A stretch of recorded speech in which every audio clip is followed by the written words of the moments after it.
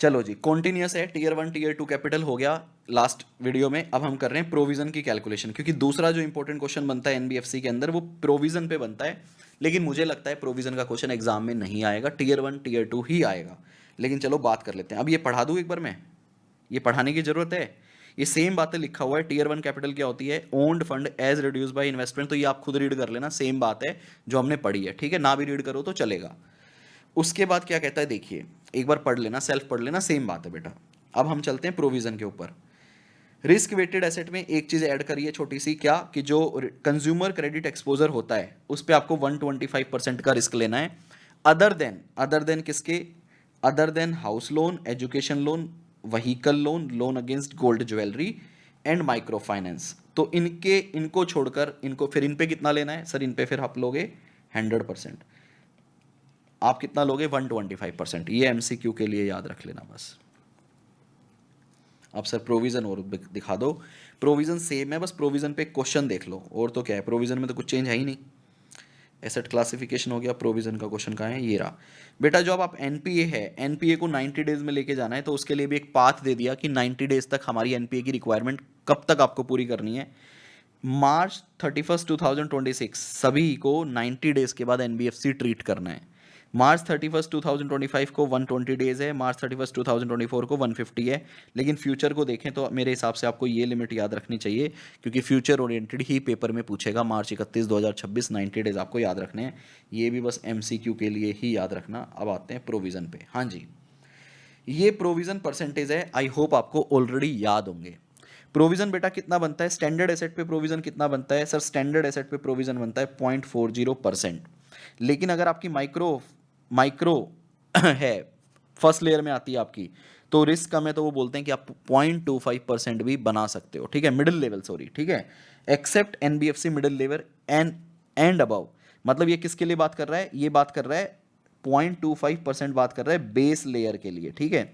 छोटी एनबीएफसी है तो 25 पैसे आपको प्रोविजन बनाना है स्टैंडर्ड पे, और मिडिल लेयर और उसके ऊपर आपको कितना प्रोविजन बनाना है? 0.40%। उसके बाद आ जाओ, उसके बाद कहता है, ये हो गया सब स्टैंडर्ड एसेट पे आपको कितना प्रोविजन बनाना है? 10% का प्रोविजन बनाना है। लॉस एसेट है तो 100% बनाना है। डाउटफुल एसेट है तो डाउटफुल में दो कैटेगरी बना के दिए बेटा, एक सिक्योर्ड और एक अनसिक्योर्ड।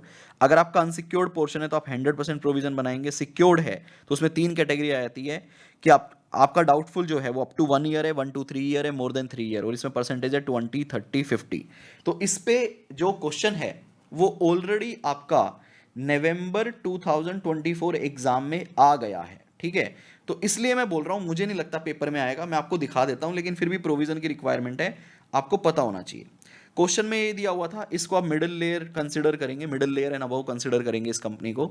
तो अब आप मुझे बताओ, इन्होंने बता दिया कि हमने प्रोविजन कैलकुलेट कर रखा है, आप बताओ कंपनी ने प्रोविजन सही से कैलकुलेट किया या नहीं किया? स्टैंडर्ड एसेट पे इन्होंने प्रोविजन ही नहीं बनाया, निल, ठीक है? बैलेंस, अच्छा, प्रोविजन बनाया ही नहीं। तो आप बताओ क्या स्टैंडर्ड एसेट पे प्रोविजन बनना चाहिए? सर बिल्कुल बनना चाहिए। कितना? 0.40% प्रोविजन बनना चाहिए। सब स्टैंडर्ड एसेट पे इन्होंने 1.5 करोड़ का प्रोविजन बनाया। बेटा सब स्टैंडर्ड एसेट पे कितना प्रोविजन बनता है कपिल सर? सब स्टैंडर्ड एसेट पे आपने 10% प्रोविजन बनाया है, तो 15 करोड़ का 1.5 करोड़, तो मतलब सब स्टैंडर्ड का इनका प्रोविजन सही है, ये प्रोविजन इनका गलत है। उसके बाद doubtful asset 1 to 3 year, sir 1 year, 1 to 3 year और मोर देन 3 ईयर में क्या था हमारा? 20%, 30%, 50%। तो यहाँ कितना बनना चाहिए सर? 1 to 3 ईयर है, 30% प्रोविजन बनना चाहिए, तो इन्होंने 2 करोड़ बनाया है, ये गलत है। 30% हो गया 2.4 CR का प्रोविजन हो गया सर।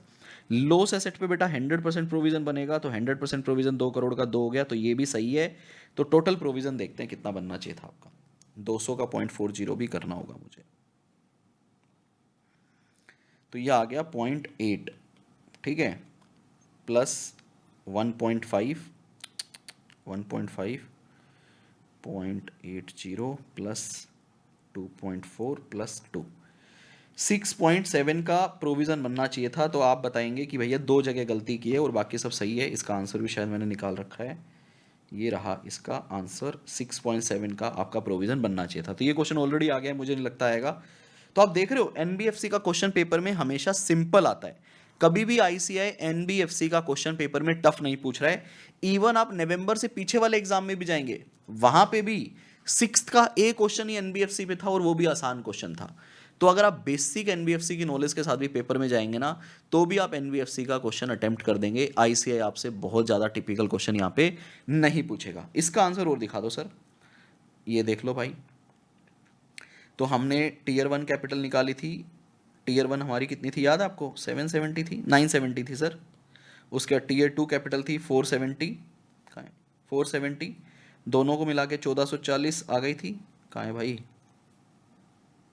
टीयर 1 जो है वो ज़्यादा है, ठीक है, दोनों को मिला के 1440 आ गई। कैपिटल एडिक्वेसी रेशियो 1440, ये 1400 ले रखा है, गलत है, 18% आएगा।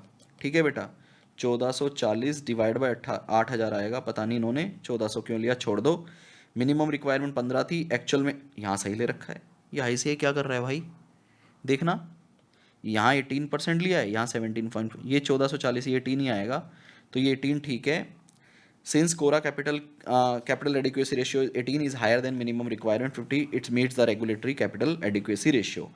तो ये था आपका 6 का ए क्वेश्चन MTP 1 का।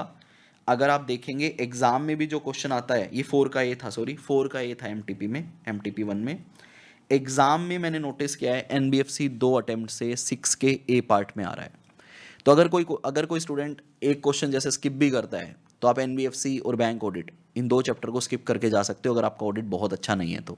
लेकिन फिर आपको मेंटली ये सोच के जाना पड़ेगा कि आप 8 to 10 मार्क्स का मैक्सिमम पेपर आप भैया छोड़कर जा रहे हो, यू आर प्रिपेयरिंग 90%। लेकिन मेरा सजेशन ये है कि इंपॉर्टेंट पार्ट तो हमेशा करके जाना चाहिए, क्योंकि क्वेश्चन ज़्यादातर इंपॉर्टेंट पार्ट से ही रिपीट होते हैं। ये था प्रोविजनिंग की रिक्वायरमेंट। क्या मुझे कुछ और बताना है? एक बार मैं चैप्टर को गो थ्रू कर लेता हूँ आपके साथ। मैं मेन बातें बता रहा हूँ, ठीक है बेटा, बाकी सब तो सेम ही है। कोई छोटी मोटी चीज़ इधर उधर आई हो तो बात अलग है, ये सब सेम है बेटा। इन्वेस्टमेंट एंड क्रेडिट कंपनी को हमने 2 पार्ट में डिवाइड कर रखा है बच्चों के लिए ईजी बनाने के लिए, ठीक है। ये सब छोड़ दो, डायरेक्शंस बस बेटा, बाकी सब मैंने 3 घंटे की वीडियो में डिटेल में कवर किया है, आप उस वीडियो को देख लो। और ये 2 बात प्रोविज़न, देखो 3 क्वेश्चन इंपॉर्टेंट है मेरे हिसाब से।